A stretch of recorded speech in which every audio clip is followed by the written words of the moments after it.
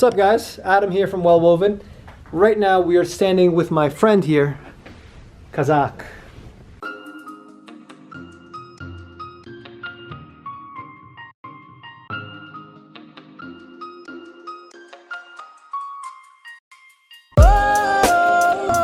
Coloring, as you can see, is based off the traditional Kazak or Ushak type of colors. You have this kind of this twisted type of a yarn, which gives it somewhat of a luster, beige that's really like a cream beige. You have a few tones here. There's like a terracotta red type of tone with brushes of red going through. You have some touches of like a light blue, like a greenish blue. It'll be here after us. It's just a really timeless type of piece. Check this out.